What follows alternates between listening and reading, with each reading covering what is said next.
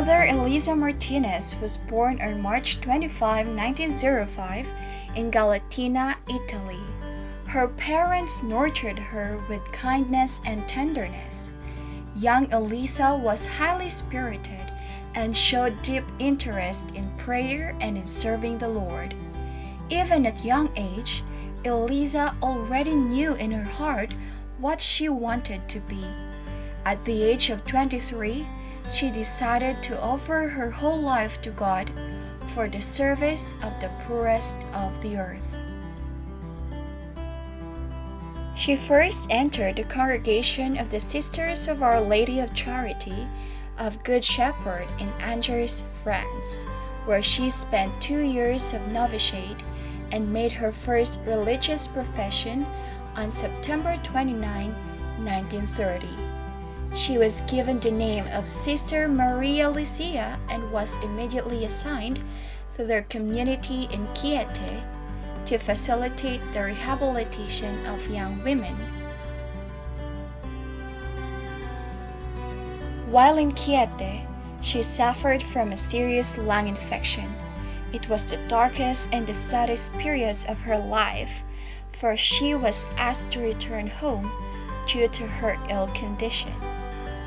Even in despair, Elisa never failed to live her religious life and was reminded to always look at the future with faith and hope. A couple of years may have passed, but Elisa's will to serve the Lord never changed. She then moved to the small village in Butrodnio. There she spent most of her time educating the poor, especially women, helping the needy in any way she can, and assisting the parish through catechesis. Many young women were captivated by Elisa's compassion and dedication, thus they joined in her mission. The people of that village began to call them Sisters of Catechism, showing them esteem, affection, and appreciation. Elisa, together with her fellow sisters, left Butrodnio, and they transferred in Archdiocese of Agrento, where they were warmly welcomed.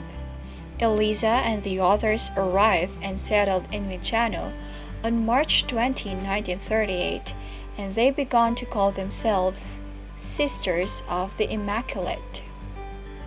Their apostolate was inspired by the evangelical maxim, "Truly I tell you, whatever you did for one of the least of these brothers and sisters of mine, you did for me," and by the figure of Good Shepherd who goes in search for the lost sheep, and when he finds it, he joyfully puts it on his shoulders and goes home.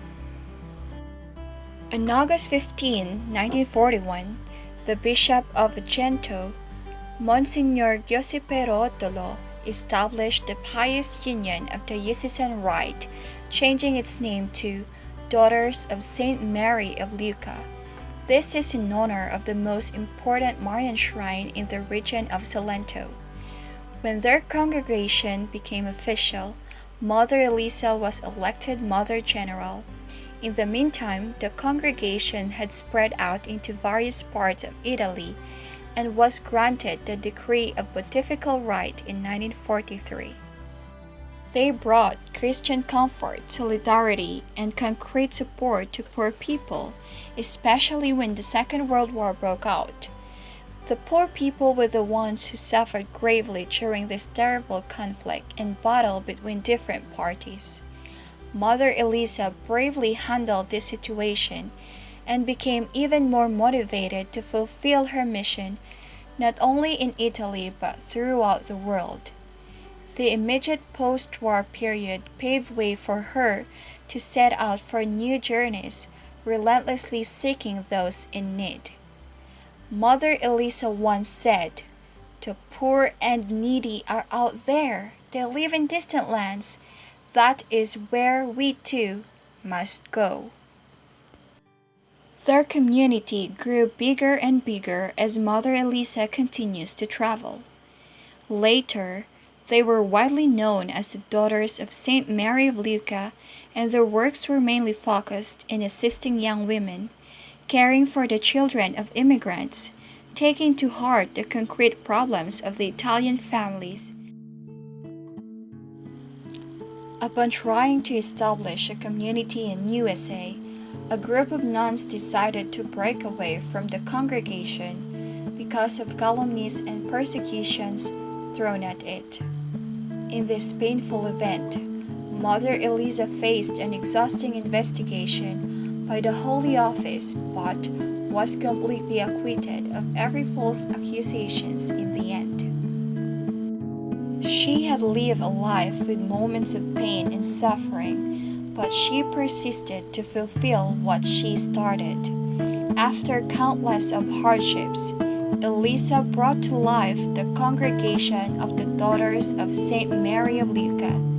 The institute continued to expand in Italy and abroad, where more and more individuals entered it. In spirit and by nature, she was a woman of prayer, indeed a contemplative soul.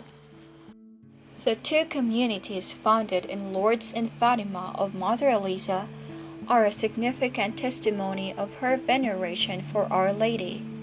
Mother Elisa said, "The purpose is to be constantly near the grotto of apparitions of the Blessed Virgin, in prayer and meditation."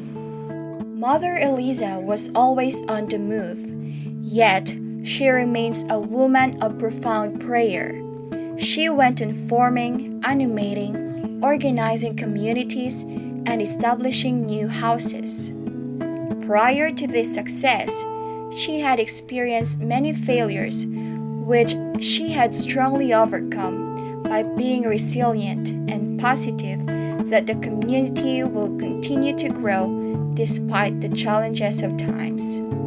All of this was made possible because of her unceasing and unwavering faith in God. In her last years, she spent some time gathering her daughters together, reminding them of how they should remain steadfast whenever trials come knocking again. On February 8, 1991, after a long life spent for the greater glory of God, for the honor of the Virgin Mary, and for the sake of the most needy brothers and sisters, she fell asleep peacefully in the Lord at the age of 86. The life of Mother Elisa Martinez is a reminder that those who live in solitude should never be forgotten. Many of our brothers and sisters are waiting out there to be saved, thus we must continue to seek them at distance and try to pull them out of their despair. Mother Elisa Martinez was introduced for beatification and canonization of the Servant of God on November 17, 2016, and its diocesan feast ended on November 12, 2017.